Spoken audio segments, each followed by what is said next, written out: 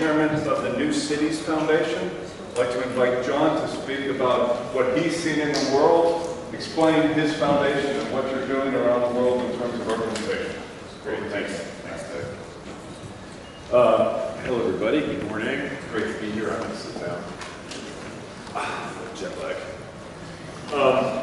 The New Cities Foundation is a nonprofit institution based in Geneva, but with a global footprint. We set it up around 4 years ago. And our idea is a pretty simple one. We aim to facilitate collaboration between big private sector, big and small private sector players. Ericsson is one of them. Public sector, academic institutions, bring them together, and the media, by the way, bring them together to help promote innovation to make global cities better places to live and work in the 21st century. We think there's no more important task that humankind faces than to get cities right, especially on a planet where more than half the population now lives in cities. We're aiming, this is heading towards 70% in just a few years. This is changing how we live, think, relate to each other, breathe, air, consume, etc.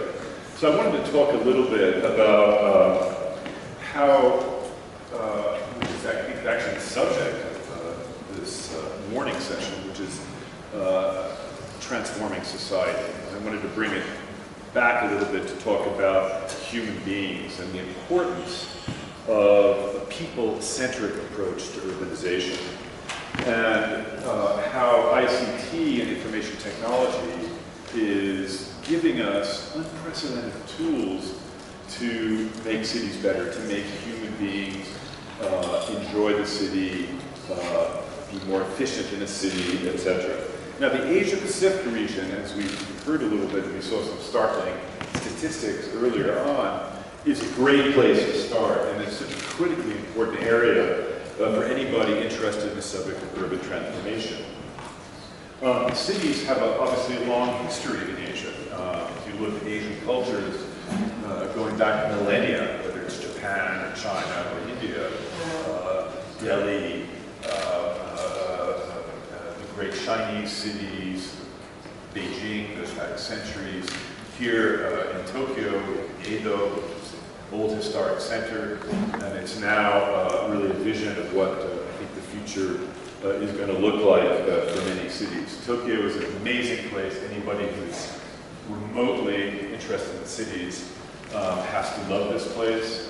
It's obviously the biggest city in the world with a population in the greater Tokyo region of over 30 million.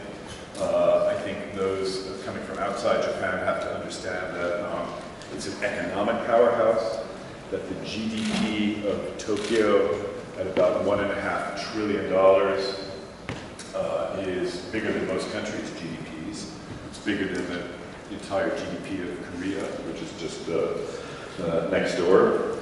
In Tokyo, for example, there are more headquarters of Fortune 500 companies than in any other city, around 50, compared to just 18 in New York, which is my hometown.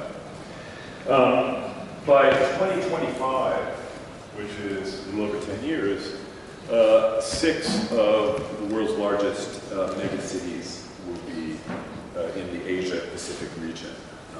Each of these cities will have a population of over 20 million, so at least 6 more Tokyos in this region, and that's quite stunning. As I think Max alluded to, China is really a focus of this great shift to cities. And I think historians in hundreds of years will look back at this phenomenon as probably being the most important world historic event of the early part of the 21st century. In China, in just a few years, 64% of the population will live in cities, 65%. That's an enormous amount. China will have an urban workforce that's bigger than the workforce any other country in the world. But we see increasingly a kind of dichotomy in urbanization in China and in Asia in general. And that is, you have great success stories here in Tokyo. Shanghai is a wonderful city. But just the other day, about a month ago, I was in China, and when my plane landed in Beijing, I didn't understand how the plane was able to land. There was no visibility. The pollution was so intense that I could not see Mr. Watanabe if you were there. The distance, unbelievable. And this is a huge issue in China that they have to get around. Great minds are working on this, but it is very, very, very important. You have success stories, you have failures too. In Inner Mongolia, for example, there's a city called Ordis. How many of you have heard of that? This was billed by its promoters a few years ago to be the next Hong Kong. Today it's a ghost city, empty skyscrapers, billions of dollars in renminbi in wasteful expenditures. So there are things that do need to be avoided. So on the one hand, you have older cities that do need to be retrofitted for the 21st century to stay competitive, etc. And you have the need to build entirely new cities, which is occurring particularly in China. And what I want to argue today a little bit is to talk about how this ICT revolution that we've been talking about this morning is giving us the levers to really make cities much more people-centric places, and we have to focus on that. And I think city leaders need to do that. It's happening anyway. We need to accelerate it. And part of it is because, as you here, representatives of the media, understand better than anyone, the digital media revolution is transforming our society. It's, first of all, it's transformed your industry, which I have been very close to in my career. We have seen the relative decline of the print press. We've seen YouTube, new media groups popping up, changing the way news and information is consumed. It's a startling phenomenon. I think all of your careers are changing rapidly as a result of this. And this is also happening in Asia Pacific. And it's, if you look in China, for example, Weibo, which is the leading Chinese microblogging site, is, according to its CEO, it has brought transparency to China. And you have over 50 million daily users who each spend more than an hour on Weibo, exchanging information, news, etc. Over 30, probably 40% of news, breaking news now in China is transmitted in this way. And that's an extraordinary phenomenon. I think it's changing really what it means to be a citizen in that country. There are lots and lots of other examples. Japan itself, I think the whole, as we've seen, mobile technology, gamification, gaming, is rapidly changing social relationships. I think that is something that we'll talk about a little bit later today, so I won't dwell on that too much. But what this digital revolution is also impacting the way, what it means to be a citizen.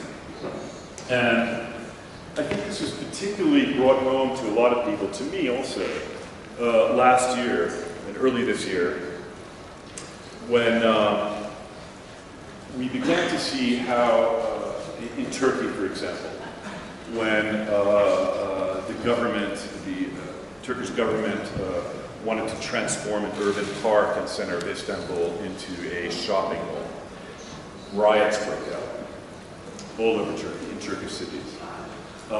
In Sao Paulo, in last June, the city government decided to increase bus fares by 20 cents.